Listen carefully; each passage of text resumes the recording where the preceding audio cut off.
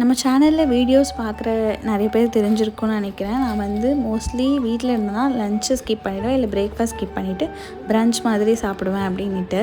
So ஆனால் இந்த Sunday வந்து எனக்கு அந்த மாதிரி இல்லை, நல்ல ஒரு சிம்பிள் அண்ட் ஹெல்த்தியான ஒரு பிரேக்ஃபாஸ்ட் சாப்பிடணும் போல் இருந்துச்சு.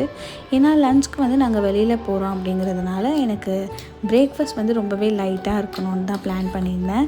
இந்த அவகேடோ வந்து ஒரு ஹெல்த்தியான ஃப்ரூட்டுன்றது எனக்கு தெரியும். ஆனால் அதை வந்து எதில் இன்ஃப்யூஸ் பண்ணி சாப்பிட்றதுங்கிறது தான் பெரிய கொஷின் மார்க்கே. ஏன்னா நான் இது ஜூஸாக வந்து ட்ரை பண்ணிட்டேன், அது வந்து எனக்கு சுத்தமாக பிடிக்கவே இல்லை. அதோட டேஸ்ட் அண்ட் கன்சிஸ்டன்சி நிறைய சுகர் ஆட் பண்ணுற மாதிரி இருந்துச்சு. ஸோ அதனாலே வந்து நான் அதை அவாய்ட் பண்ணிட்டேன்.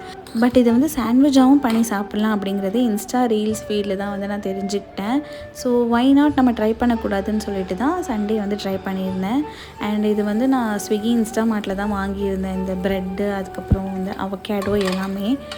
ப்ரெட்டு கூட பார்த்திங்கன்னா ஹோல் வீட் ப்ரெட்டு தான், அதில் வந்து அந்த சீட்ஸ் எல்லாம் போட்டிருந்த மாதிரி இருந்துச்சு. ஸோ ஒரு ஹெல்த்தியான பவர் பேக் பிரேக்ஃபாஸ்ட்னு தான் சொல்லணும். ரொம்பவே ஃபில்லிங்காக இருந்துச்சு. அட் த சேம் டைம் ரொம்ப ஓவர் ஃபில்லிங்காகவும் இல்லை, கரெக்டாக இருந்துச்சு.